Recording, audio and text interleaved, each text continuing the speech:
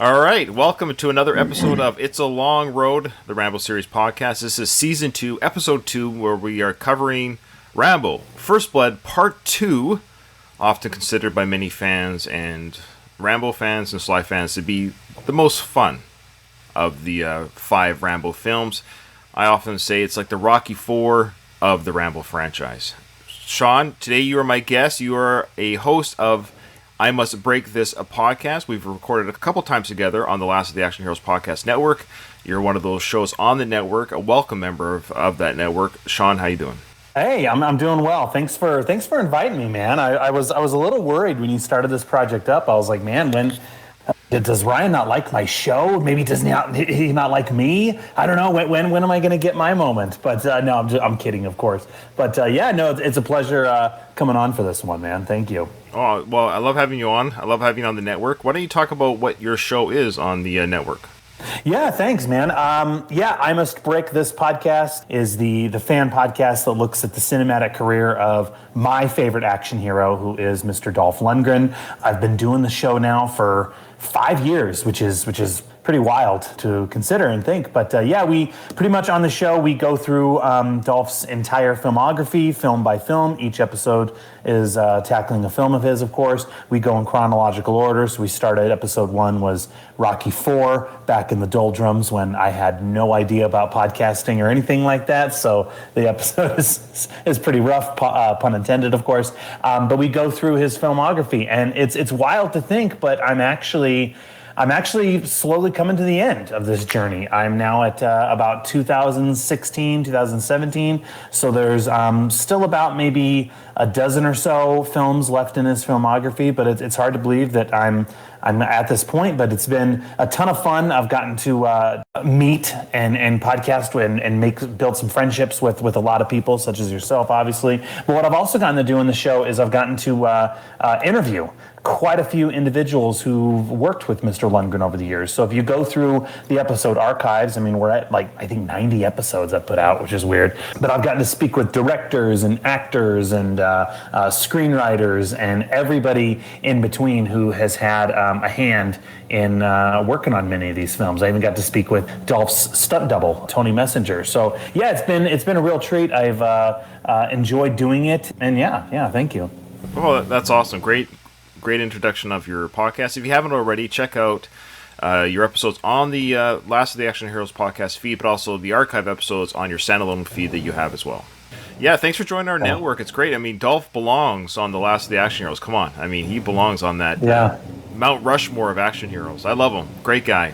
Yeah. Well, it was crazy. I think I was doing the show about three and a half years or so, and then we got in contact. I mean, we had been in contact prior to that, but then I think it was when we discussed the Expendables, you graciously extended the invite for the podcast network, and it was something that I hadn't even considered, and I was a little, leery on. Like, I had no idea about podcasting or networks or anything like that, but it was actually one of the best things I think I've ever done with the show, and so thank you. I think you were the first one to say yes to me. Yeah. So I appreciate that. And it's like I said, it's been a ton of fun. I hope the listeners do enjoy the show. I mean, I realize I'm nobody comments. Nobody comments on anything. Nobody comments on anything. And I'm completely aware. I'll just admit this right now. I'm completely aware that in the realm of action heroes, okay, you have Arnold and Sly. Those guys are kind of the top tier, sure. And then Dolph has always kind of been mid-tier, if you will. So I'm fully aware of that. I realize that a lot of the movies that he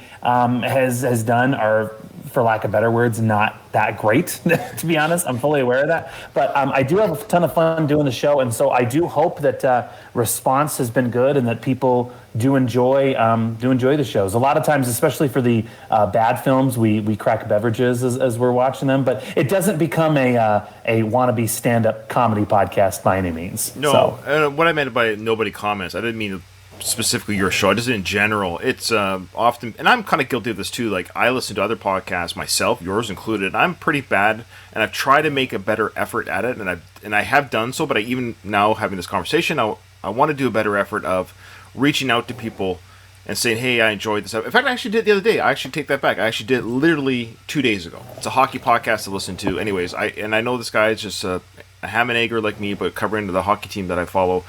and I actually said, "Hey, great episode," and I made a comment that he knew that I was listening to the episode. It was something near the end of his episode, and he really appreciated that. And so, if you're listening to this and you're a listener of Sean's podcast or mine, it's really nice to hear the feedback. But we know people are listening, Sean. The numbers show that people are listening, so keep up the great work. Okay, now let's roll into Sly and your fandom with Sly.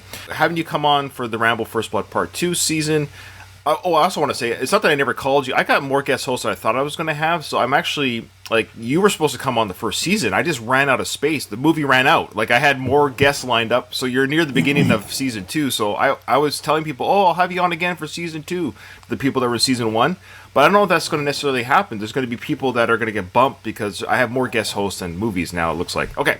So the point is, yes, you were one of the first, of course. It just didn't happen in the first season. I just thought I was going to go through it slower. If I had to pick one that I would much rather discuss with you, it's going to be 2. So in a weird way, I feel like you saved the best for me. So thank good. you. Well, you're going to come on again, but it might be part 5. You know, if you want to come on for part 5, we need guest hosts for that as well. Okay. So what is your fandom with the second film and with Sly in general? Like so many of us are in their late 30s, 40s or so. I mean, I feel like before the Marvel Cinematic Universe was what it is, and before it was dominating Hollywood, these were our superheroes. Okay, guys like Stallone and Schwarzenegger and Dolph Lundgren and Van Damme and even Steven Seagal, if you want to go down that realm. These were our real life superheroes. Okay, these were these action heroes who, in a lot of ways, are kind of rarefied beings. You know what I mean? They have these physiques that, you know, many can, you know, only dream about. You know what I mean? And so seeing them on screen was amazing. You know, I kind of longed for the days when Hollywood was not made up of nothing but franchises and IPs. That's what's driving Hollywood, you know, nowadays. But back in the 80s, man, it was the new Schwarzenegger movie, the new Van Damme picture, you know, and those names were not only used to kind of help sell a picture, but open a movie. I mean, it's really weird to think about that there was a time when, you know, a name could open a movie. I mean, I feel like he's not an action star, but Jim Carrey. Yep. You know, I mean, back in the mid '90s, you know, it was the new Jim Carrey movie, and so my experience is pretty similar to other people. I mean, I looked up to these guys wholeheartedly. I remember my dad making jokes because I watched a lot of these films with my dad, and I remember him always making jokes that, yeah, these guys use roids, but not saying that, you know, steroid use is acceptable by any means. But I remember my dad always kind of thinking like, I'd much rather my son idolize one of these guys who may use, you know, these performance-enhancing supplements rather than, you know, someone who's using other illicit substances or who is actively breaking the law. If that, you know what I mean? If that makes sense. And so Rambo was one of those characters. It's kind of weird to think about. And again, I really want to go back to these days, but it's weird to think about how we had R-rated films that were used to kind of market toys to children. Rambo was one of those things. I really hadn't sat down and seen a Rambo movie because, you know, it was R-rated. I hadn't sat down and seen RoboCop because it was R-rated, but he was in the public consciousness. Right. He was in, all kids knew about them. So I had the toys, I watched the cartoon. There's video games too back then. Video games, yeah, it was amazing. And I think, I want to say I finally sat down. This is shameful for me admitting it. I knew who Rambo was. I knew John Rambo. I knew the score, the theme music, all that. But I really didn't sit down and watch a Rambo movie until 2002, 2003. Well, I'd seen them on cable, of course. They popped up on cable. They were edited. But if you remember, Artisan Entertainment, now it's Lionsgate, but Artisan Entertainment released a 3-pack of DVDs. Of the Rambo movies, yep. And they were First Blood. The first one I think was in a blue cover. First Blood Part 2 was a white cover, and then Rambo 3 was a red cover. Or maybe I'm wrong with that, but it was something like that. Yeah, I remember buying those, and they had really cool documentaries. David Morrell lended the commentary track to one of the films, and I remember Rambo 3 had a really interesting documentary about how Afghanistan was in the media had become the villain, if you will, where in Rambo 3 they were, you know, the allies or something like that. There was some real sympathetic cause, yeah. Yeah. Weird to think that Russia was invading. That's so weird. Russia invading the country. That's weird. Okay, sorry. Continue. So that was pretty much my experience. I know it's kind of shameful to admit, but knew who he was. I knew the character. I loved the character thanks to the toys and the cartoon, but I really didn't sit down and fully watch a Rambo movie from beginning to end until my late teens, early 20s, I think. There's no shame in that. I mean, we'll shame you a little bit. This is the Rambo podcast. It wouldn't be fair if we didn't shame you a little. There is no wrong time to see the Rambo films. Just do it as soon as you can. I think you're also just a little bit younger than me. I think you're at least 10 years younger than me. I'm 39. Okay, so I'm 47 in October, so 8 years young. But that's a lot. Like, if you think of it, when I'm 12, you're 4. Of course, you wouldn't watch these movies. I saw the first film, First Blood, when I was 8, 9 years old, and you were just born. But that's like a lifetime of difference for pulp culture when you're a kid. I definitely grew up on these films. I've mentioned that. I won't keep saying that for our listeners. But we might have a new listener because you come on this episode because people will follow you. So that being said, I did watch these growing up. I'm glad you got to see them and you get to rewatch them. And today we're going to cover the next part of the film. Last episode we talked about Rambo coming out of prison. He's been assigned this mission. He goes to get basically his mission briefing and he meets Murdoch and all this stuff. So we're getting all these characters that kind of been introduced. We're getting the flavor of, especially the Murdoch character, that he's kind of nonchalant or whatever it is, or he's more of a bureaucratic kind of BS government official type thing. Okay. Yeah. So what we're going to do now is we're going to start the scene. So Rambo has just looked at the map of where he's supposed to go or where he's supposed to cite the prisoners of war, or apparently where they're supposed to be or where they're going to be cited. Yeah, he's basically got to confirm, are they there or are they not there? So the mission itself, I think, is a wholesome mission, so to speak, or it's a valid mission. Here we go. So we're going to cut to the scene where Rambo looks at the map and then he's going to start a conversation with Colonel Troutman on their way to another briefing. Thailand across Laos into the mountains of Vietnam to the drop zone. Be flying a ceiling of 250 feet when you bail out. Think you can handle it? Try. He says like a 250-foot ceiling when he drops out. That's I'm not a parachuter, never done an air jump before. That's low, is it not? The big thing about this film that I noticed right out of the gate that I think is extremely important to note is just how vastly different this film is from First Blood. It's a completely different animal. I mean, yes, it's a sequel, okay, obviously, but it is so completely different in terms of style, in terms of tone. I mean, even if you look at the coloring, that's the thing that I think is so amazing about this. The first movie, I love the coloring of it fits the tone of it perfectly because it's, in the Canadian woods and fits the tone perfectly because it's very dark. And so you have the first movie has a lot of dark colors and it's just very muted and moody. This film is so much brighter than the previous film. You know what I mean? The coloring of it is so much richer. The first one, it's not like the first one took place, at night or in the dark the entire movie. A lot of daytime, but it's a very dark daytime. This is very, very bright. And I think that lends itself perfectly to the film because, I mean, if you look at the First Blood, the original movie, I don't think it really needed a sequel. I think what this film is doing is not only is it lightening things up, but this film, I mean, just going along with what you said about the big drop, I think what this film is doing is this film was made to, okay, we established in the previous movie that John Rambo was a force of nature and was amazing. Well, you know what we're going to do in this film is we're really going to show audiences. We gave audiences a little bit of taste about how he was an army of one, if you will. But this film, we're going to give him a mission that is pretty impossible with so many obstacles that could kill a regular man, but we're going to make it to where he is that army of one, and we're going to create a movie around that, showing audiences that he is the ultimate soldier. Yeah, first one, he was kind of leashed. He was on a leash because he was beholden to the laws of the land. He wasn't able to do what he really could do because he didn't kill anybody except for that one cop in the helicopter. But he wasn't let loose. This movie, yes, he gets to be let loose. He gets to play in the yard now. Let the dog off without the leash in his own backyard or whatever, and he gets to go nuts. So just look at Stallone here. Just look at his physique here compared to the First Blood. Now he's an actor who's always been in phenomenal shape. Right. But 1985 Stallone is Stallone in his prime. Not only is he the biggest movie star in the world, but he has completely transformed his physique, his body fat, everything, to where he doesn't even appear human. I mean, he is a complete chiseled out of stone. I mean, and that lends itself perfectly to Rocky IV, where his physique in Rocky IV is completely different than where it had been in the previous Rocky movies, which coincidentally came out the same year as this one. But I mean, just looking at the screen that you have it paused at, I mean, you can see, and he's got to be what, a 28-inch waist. I mean, it's the same. Yeah. You know, and his biceps are the size of the waist. I mean, it's just emasculating to look at. Oh yeah, I know.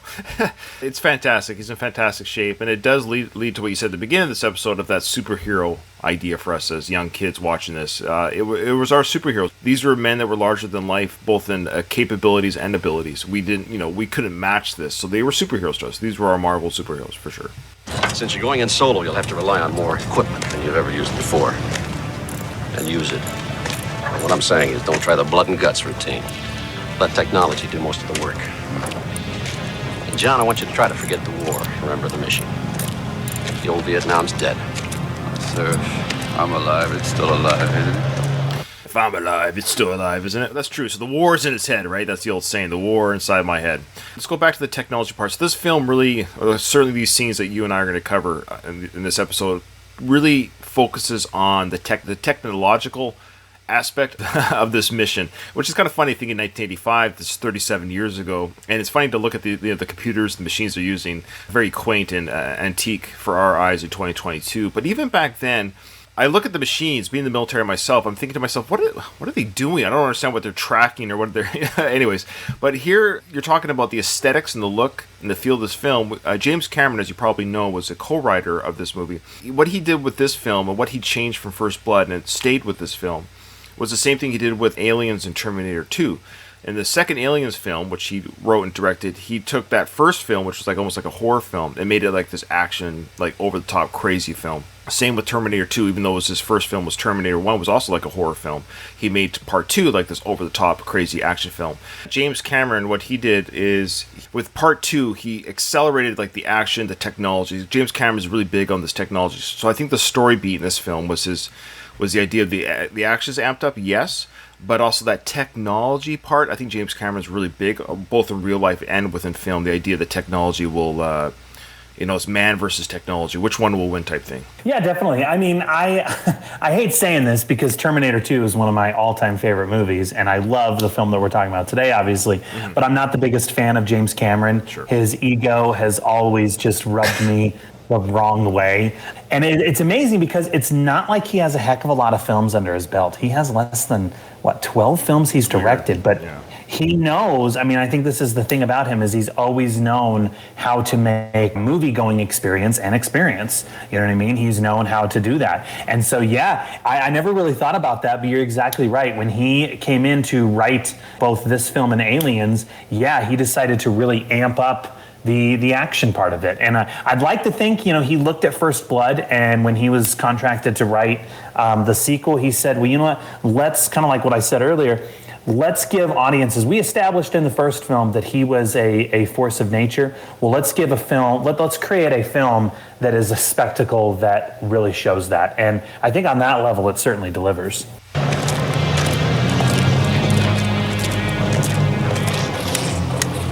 So here we have the, like I said, the showcasing all this technology. Like, what are they looking at? Because it reminds me of like the original series of Star Trek almost. You hear the beeping sound and what have you. Because you remember the bridge of the original series of Star Trek, you always hear the beeping. Because you have all these guys here, and I don't know quite what they're looking at. Because really, all that's really happening is Rambo's going to go on a plane, and he's going to get parachuted down to take pictures of whether or not these POWs exist or not. That's confirmed. They're just confirming, do they exist? And if so, Colonel Troutman and his team will come in and extract the POWs. That's the mission. That's all Rambo's got to do according to the film. But I love all this technologies here, and Murdoch's going to go like, you're going to find this hard to believe, but this is all for you, and this is to keep you safe. I still don't get what any of this does, other than, it will maybe track his location. I don't know if GPS was even a thing back then. Do they have satellites in the sky watching Rambo's journey. I don't know if they had GPS back then. Were they able to put a tracking unit in him? I just don't know what this technology is actually doing to keep him legit safe. This is a really cool progression, character-wise, from the first film. Because, I mean, and like we talked about earlier, how this film wasn't even really needed and how it's in stark contrast with the first one.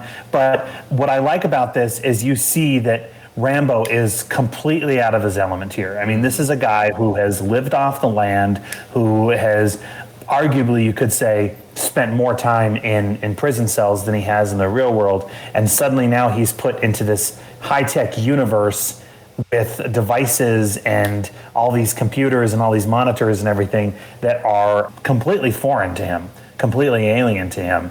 And I think that's one thing that this film does really well, is just showing how out of his element he is at this moment. Yeah, absolutely. Mm-hmm. It does showcase that. I'm looking at it just at the idea of like the literal. And I've done this with films, not lately, but as I get older, now that I'm an adult and I've lived adult life, so to speak, and I'm especially like I am in the military, and I deal with like equipment that tracks real vessels and submarines and surface ships. So I kind of understand tracking software and how it works. I'm just trying to envision what it is these pieces of equipment are doing to Rambo. I'm trying to visualize the actual work these guys are doing other than just looking busy for a film. It's just kind of funny. But you're right about the fish out of water. You're right, because he'll hint at it later. The mind's the best weapon, and we how the technology versus man, which again was the same theme that Sly covers in part 4 of Rocky. It's that man versus machine. And so both Cameron and Sly at the same time in '85, as computers were becoming more of home use and what have you, there was a dialogue in popular culture at the time for sure. Will machine and or computers overtake that of a man's job? But all this is for you. Impressed? Besides monitoring devices you see here, you'll be issued every ultra-modern piece of equipment we have to ensure your safety. Rambo, you can feel totally safe because we have the most advanced weapons in the world available to us. I've always believed that the mind is the best weapon. Times change. For some people. Okay, so I love how he says the mind's best weapon. Now, Rambo, you're right. You can't operate even a gun if you don't know how to load it properly, clean your weapon, and shoot. You got to have a smart mind to shoot properly or be a good shot and all that good stuff. But again, Murdoch says, oh, this stuff is here to protect you. You can totally feel safe. Which is, and Rambo's saying, look, I'm down in the jungle, and if I have people firing on me or whatever, I don't know what these machines are going to do to help me in that firefight. And even today's technology, I wonder how that's possible. Like, at the end of the day, it is the soldier on the ground. That's what Rambo's saying here. At the end of the day, it's me and my mind and my skill and my smarts that will get me out of a hot spot, not all this technology around me. Yeah, no, most definitely. And the other thing that I noticed, too, that I really like is, you have some great character actors here. The wonderful Charles Napier. Yeah. I mean, he plays Murdoch, who's great. I don't know if you watch Curb Your Enthusiasm, but he had a wonderful guest appearance in... Yeah, he was the barber who got really pissed off at Larry. He's when you hire Charles Napier, you know that you're going to have a great role. I mean, he's very brief in The Cable Guy, but he's wonderful in that. The one thing that I don't know if you guys have touched upon, but the thing about the Rambo series that's really interesting, is we're 5 movies in, okay, and I highly doubt we'll be getting any more, but you never know. I don't think so. But what's really interesting is I noticed Martin Kove is in this, okay? And, I've always loved Martin Kove, and I think Martin Kove, when you hire him, that right there is a really good villain. But have you ever noticed how you could argue the first Rambo movie, First Blood, gave John Rambo a really good villain in the form of Brian Dennehy, okay? But the rest of the movies, yeah, there's villains that he's fighting, but there's never really that real villain with teeth that really puts up a fight for Rambo. You know what I mean? And that's really what's interesting. Looking back at, like, say, for example, Rambo 2, 3, 4, and 5, yeah, that Rambo was kicking ass and was beating the bad guys up, we can say.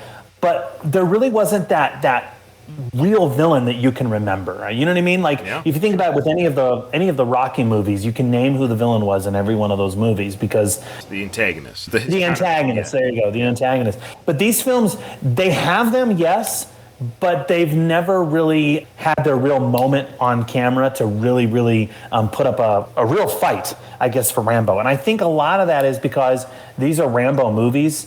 Going in that he is the main star. I guess that's a long tangent, so I do apologize. That was a great discussion. But no, I want all my guest hosts to bring in their thoughts, and you'll be on every episode, right? So I want to hear your thoughts on future movies as well. But I'm looking at this, and I'm just thinking, like, Martin Kove, that's a great villain right there. And that's a great villain. Why didn't they, they should have given him more where he got to have that final one-on-one fight against Rambo. And of course, Rambo would win because that's what we're here for. But you never really got that with any of these movies, did you? So his character, Erickson, in this film would have been a good, so to speak, kind of, because he's a big guy too, very capable looking man, intimidating man, and personality. So he would have been a good one to go hand to hand with Rambo. But that would have to kind of tweak the script a little bit to make him like a bad guy, because Rambo would not kill fellow American soldier unless it was legit turncoat that this guy was like, working for the other side, or killing POWs himself or something like that. Because the enemy here is the government in this film. That's the thing. And so you're right, you can't fight the government, so to speak, and the technology, which was at the end of the film. Spoiler alert, when he shoots up all the computers. But that's the enemy is the bureaucratic BS that Rambo has to deal with. And, just let me fight this war and we'll win. That's what this whole movie's about, is you just let, that's what happens in the first episode of the season when Colonel Chapman says, this time it's up to you if we win or not, Rambo. And that's exactly what this whole movie's about, is Rambo, when he's allowed to do when you give him permission to do whatever he needs to do to win a war, he's going to win the war. It's a little bit silly to think one man can win the war, but that's the Rambo character. You're right about the one-on-one type villain. It would have been kind of nice had they investigated it. They did a little bit in Rambo 3 with the Russian, I forget his name, but the Russian actor slash character. He was kind of like the bad villain-y type. But they kind of missed some opportunities with part 4 and 5 to have sort of like a James Bond type leader in the other films, that Rambo would still have to go through the baddies, but then he could have a one-on-one with a counterpart that was kind of I never thought of that. I never really thought that the Rambo films never really had the last boss type villain, and it would have been nice to maybe have that investigated. So it would have been kind of nice that he had a mono type fight with a counterpart that was both smart and strong like Rambo, to have that end fight. Yeah, good point. I never thought of that. Exactly. Yeah. Don't let me interrupt you, Colonel. Upon insertion, call into base camp on Transat, and then proceed to Point Hawk, September, to rendezvous with your ground contact, Indigenous Agent Cobal. Is he listening? Indigenous Agent Cobal. So Murdoch's giving all these instructions and everything. And this reminds me of my wife. Ryan, are you listening to me? And they have found that you can repeat the last thing you heard. So this kind of reminds me of, like, I'll repeat the last thing my wife said to me. Like, yes, honey, turn on the oven to 375. But I didn't hear what food item to put in or anything like that. I just repeated the last thing that she says to me, because I'm not listening per se. Like, I'm distracted. It's not that I'm ignoring her, but I'm distracted. So I'll just repeat the last thing I heard. So it's just funny. This little scene reminds me of a married couple where he repeats the last thing that he said, but did he catch everything? But yes, the idea is that he's observing the technology around him, looking at the computers, but at the same time, he is listening to the mission that's been given to him. But he's actually showing the lack of respect that he has for this bureaucratic guy, Murdoch, because he doesn't trust him, doesn't like him, and this is his lack of respect. When Troutman talks to Rambo, he listens, gives his full attention, says, yes, sir. But when this tie-wearing, out-of-shape, bureaucratic guy, government official, is talking, Rambo's like, I'm listening, but I'm not paying you any respect by even giving you eye contact. Definitely. Well, Rambo's processing the information. That's what it is. Like, he's listening, but he's processing everything that's going along with what talking about with you and your wife or whatever. And I think any married couple, it's like, yes, I'm listening. Give me a second to process what is going on. I don't have to give you my answer right away at this moment. Let me let me process the information, and then I will really relay to you my opinion and my response, please. So, yeah, so there you go. It's Rambo and Murdoch, the married couple that we never thought. A little spin-off sitcom in their golden years, bickering at each other. Colonel, you sure he's still not unbalanced from the war? We can't afford to have anybody involved in this mission who might crack under pressure in that hell. Pressure? Let me just say that Rambo is the best combat vet I've ever seen. A pure fighting machine with only a desire to win a war that someone else lost.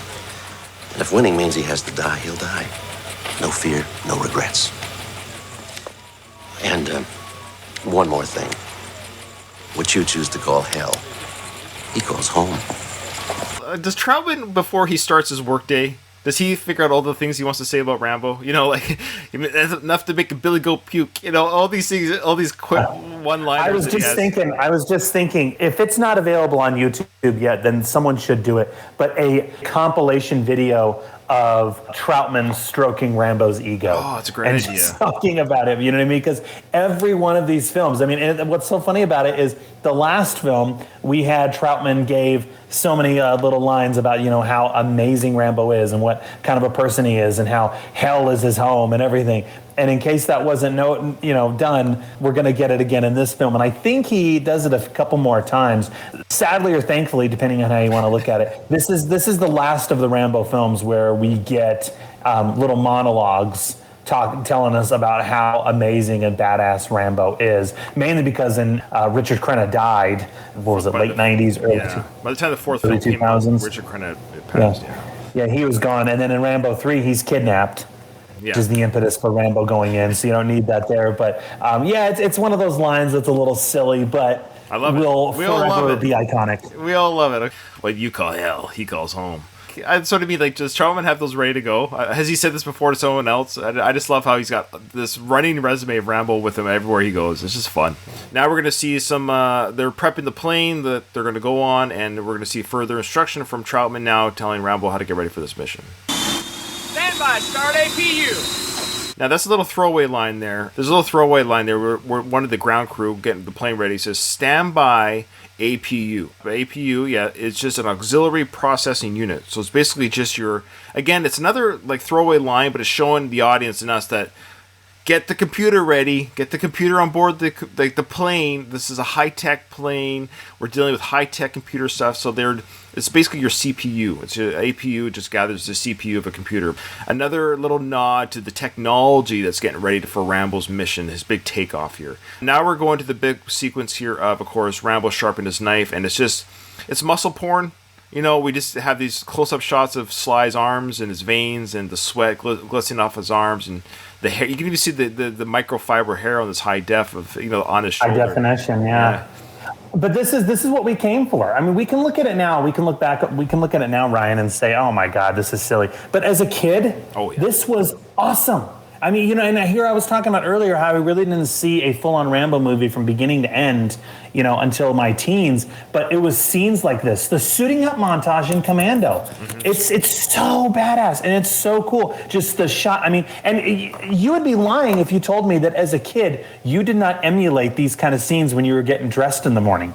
Of course. I don't know if you did, but I did as well. I mean, I loved it. So this is awesome. Sorry, let's watch. Well, and he's going to do his boots up. And again, I'm in the Navy, and right now I'm training a basic recruit training. So I'm doing like drill sergeant. When you put your boots on every day, dude, I put on my Army boots. So I wear the green uniform when I'm doing basic training, not the Navy uniform. And I put on the Army boots. And there's a part of me that every time I do that top part of the boot, I'm thinking of the Rambo montage, which I'm nothing like him. No. I mean, this is silly, but I remember when I was in Little League playing football. I played Little League football, and I remember putting on my cleats and doing that, putting on my cleats, like thinking that there was a camera and then it was watching me or whatever, and I'm lacing up my cleats and throwing on the shoulder pads and everything like that. I think Rambo, this was one of those films that kind of made the suiting up montage this amazing spectacle to behold. And now we get that theme music, which is so great by Jerry Goldsmith, which I use at the beginning of all my episodes. And it's this part of the film that I use that theme music from. And I just love that. I don't know anything about instruments, but there's that sound. It must be some sort of keyboard sound or something where he makes that new sound. I don't know how it's done. I don't know if you know anything about music, or what instruments being used. Now what we're seeing too is, remember Rocky IV, where he's training in the woods, in the wilderness. Then we see Drago training with the computerized facility.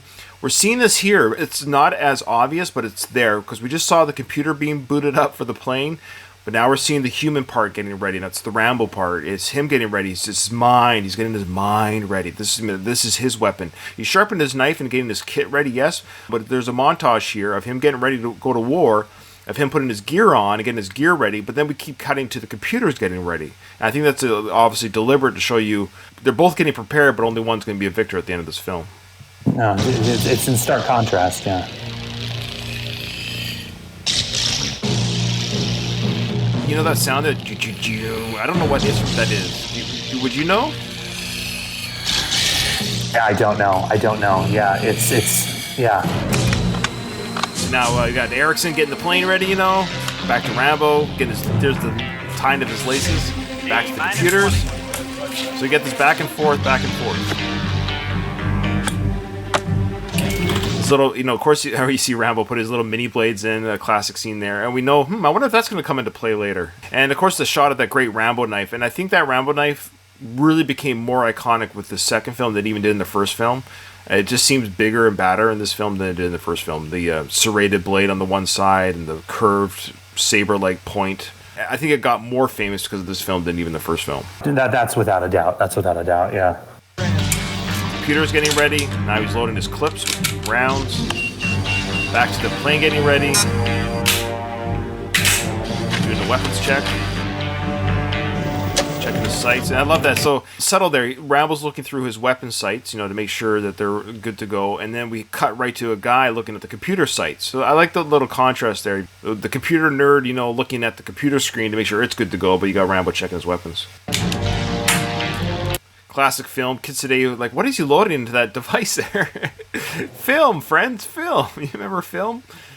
It's interesting looking back at some of these films, and you think if they had done this nowadays, how much different it would be. You know what I mean? I feel like a Rambo film nowadays, you know, this concept, him going in, they wouldn't even be sending a man on this mission. They would just be using drones. We did get a comment on Discord from Dave. He said regarding that instrument, he says it sounds like a vibrant slap. Might have to YouTube that. But he mentions you can hear one at the beginning of the songs Crazy Train by Ozzy Osbourne and Sweet Emotion by Aerosmith, which I know the Aerosmith, well, I don't know both songs very well, but I know the sound he's talking about for the Sweet Emotion sound. So that might be the same instrument. So I'm going to look up vibrant slap. Yeah. Okay, there you go. Yeah. I like that. Switching now. Now live.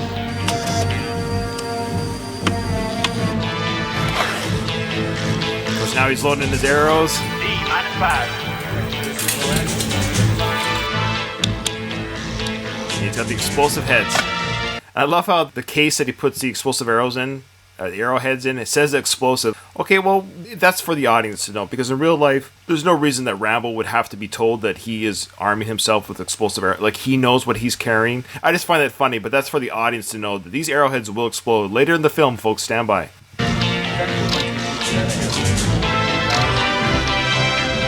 Another shot of the Rambo blade. Okay. You've got 30.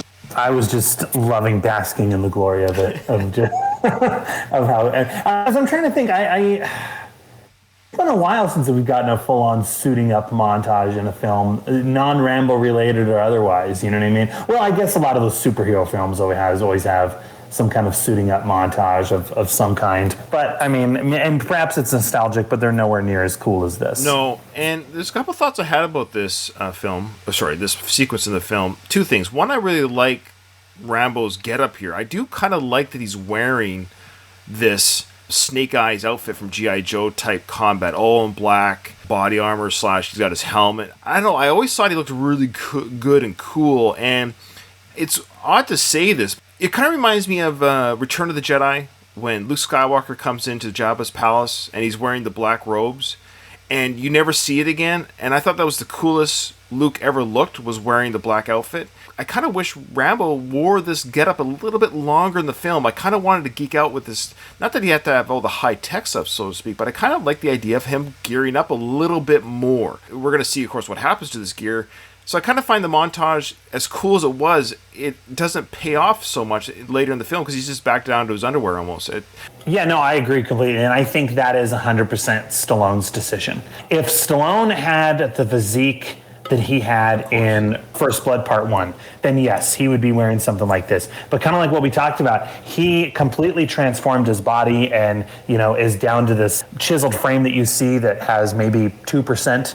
I think Stallone was of the opinion, yeah, no, I'm going to be shirtless for about 70% of this film. And I love it. It's great eye candy because it's showing that, again, it's a Superman with a cape. You have to have Superman with a cape, but it's just the flip side for Sly, of course, is now, you know, you have to take the cape off Sly. So you can see his physique, what he's worked so hard on, fair enough, and that's what makes him superhuman, metahuman, is that he's got this physique that you and I don't have, and that's what makes him Rambo. Oh, yeah, I know. I just like the outfit he's wearing right now. It's kind of cool.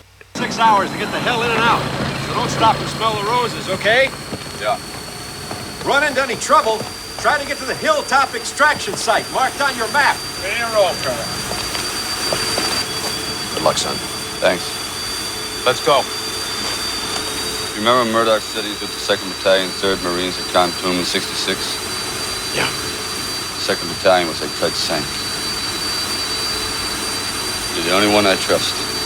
Why is Rambo going on this mission at this point? I mean, if he saw a red flag that this Murdoch guy is fibbing and lying, you have to think at a certain point Rambo would have pulled Troutman aside before he even put on that black suit and suited up. He would have pulled him aside saying, hey, look, Troutman, these guys are BSing us here. Like, this isn't right. Great question. That's a fair question. Sorry. And that's a great question. I think to answer that question is Rambo had no intention to follow in the orders that Murdoch gave him.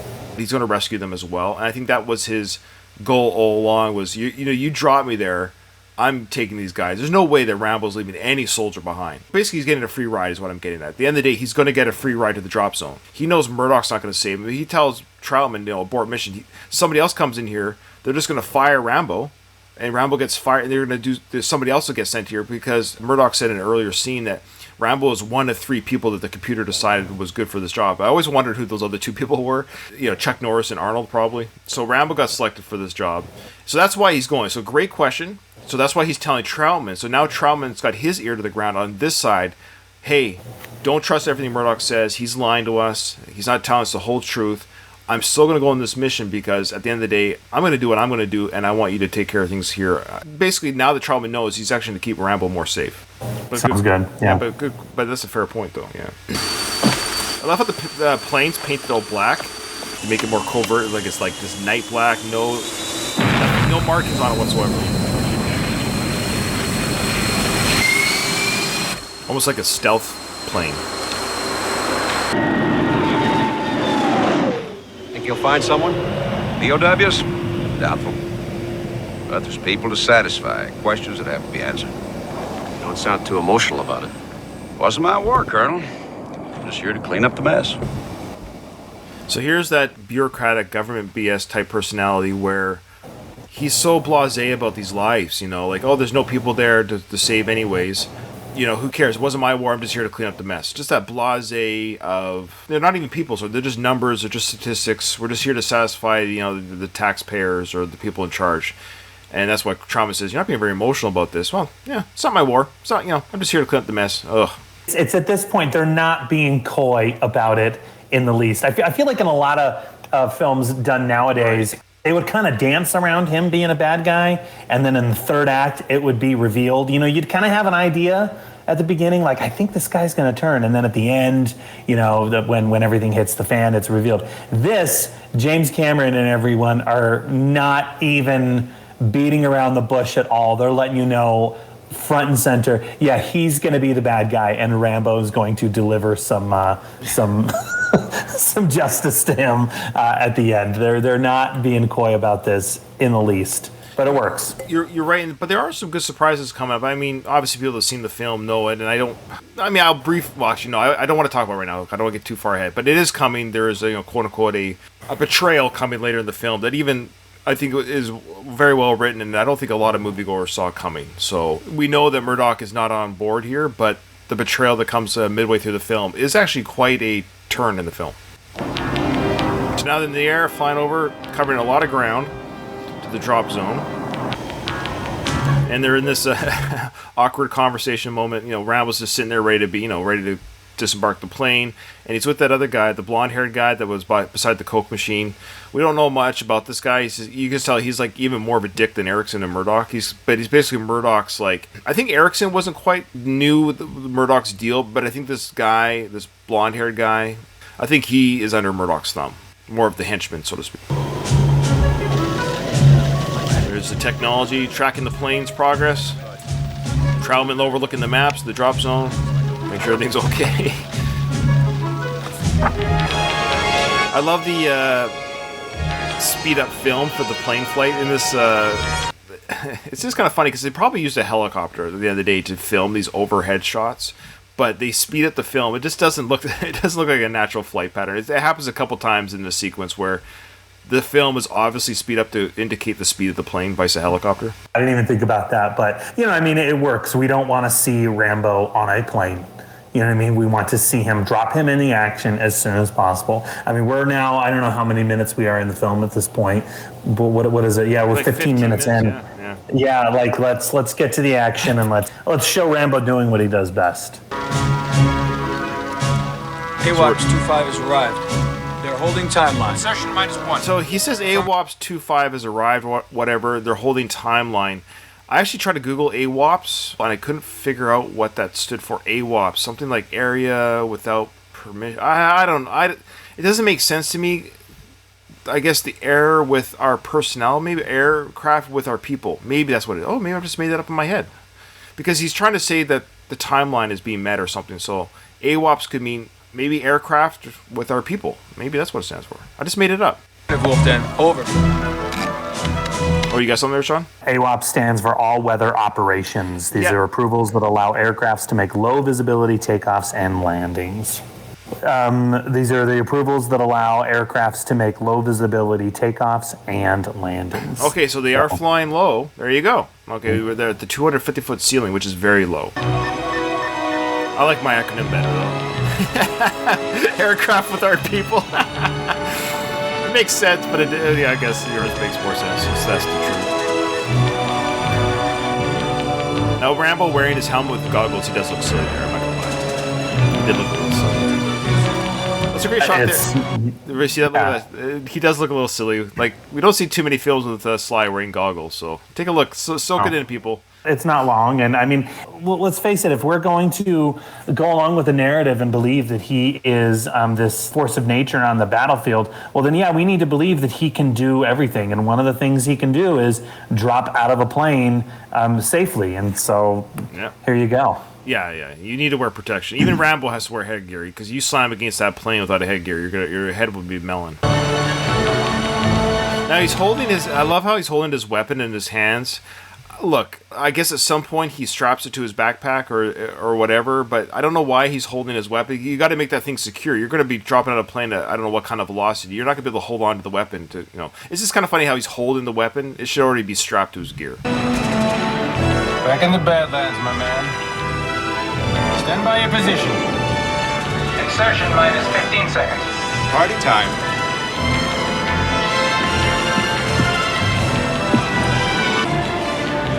Insertion time. 5 seconds. 4, 3, 2. Sounds like my date Jump night. away.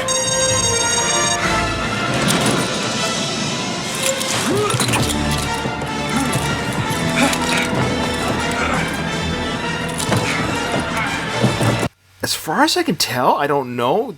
This is 85, so is that a really good backdrop sequence, or is that somebody really on the side of a plane? I actually don't know. I mean, they did stunt work back then. Look at all the James Bond films, of course, and even the Rambo films has a lot of stunt work. That's a good scene right there. I still can't tell to this day if that's really good, well done in the studio stunt scene, or they really got some above the air shots of a guy hanging on the side of the plane.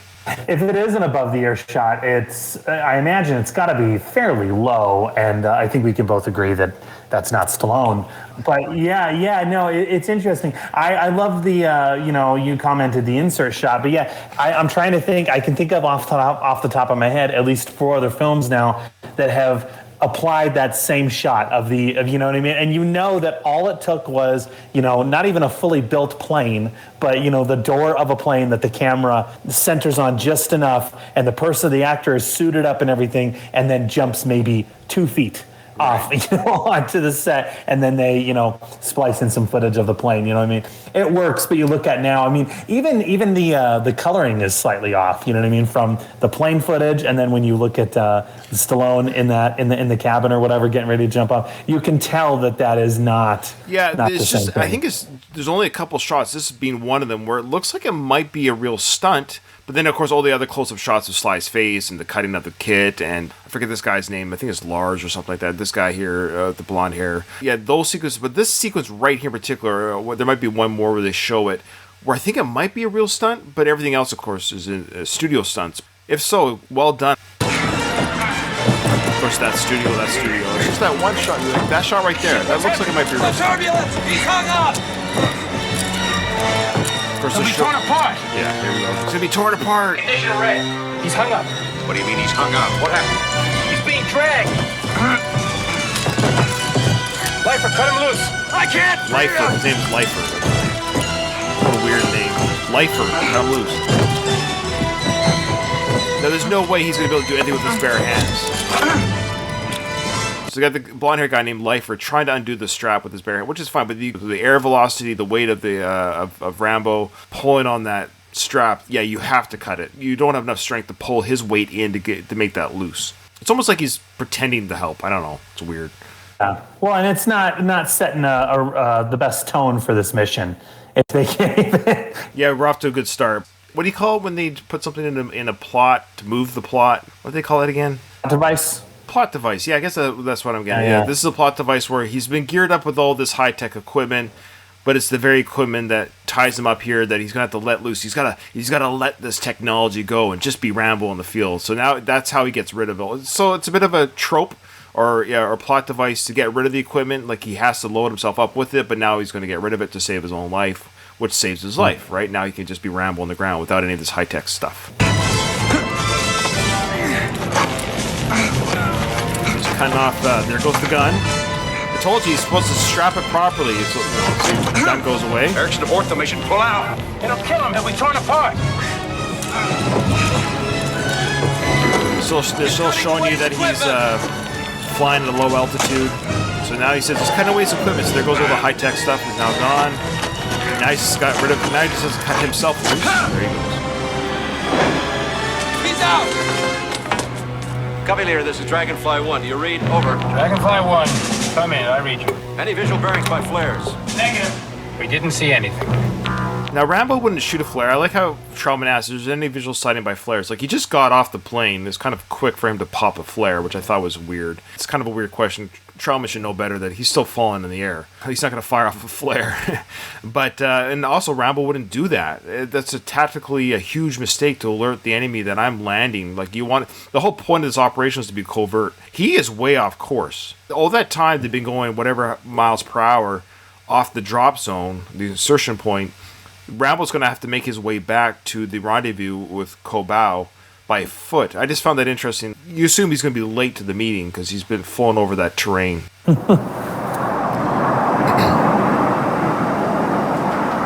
the smart thing to do is to abort the mission right now before there's any more complications. I mean, who could survive something like that? He deserves the benefit of the doubt. He's got 36 hours to complete the mission and reach the extraction point. We owe him that. Well, of course we do. But understand something now. 36 hours, we pull out. All right, so right there is where we're going to stop. Right away we get Murdoch almost kind of like poo-pooing, like, I guess he's just dead, which is absolutely ridiculous, without a body or any indication, and Trautman's absolutely correct. We owe him 36 hours. Look, he did drop. He was alive when he fell out of that plane. His parachute was shown to deploy. Give him the 36 hours, buddy. Yeah, absolutely. The disregard this person has for Rambo's life and the POWs is, well, it's very apparent. Absolutely, Colonel Trautman has every right to say, no. We're giving him the 36 hours. Most definitely.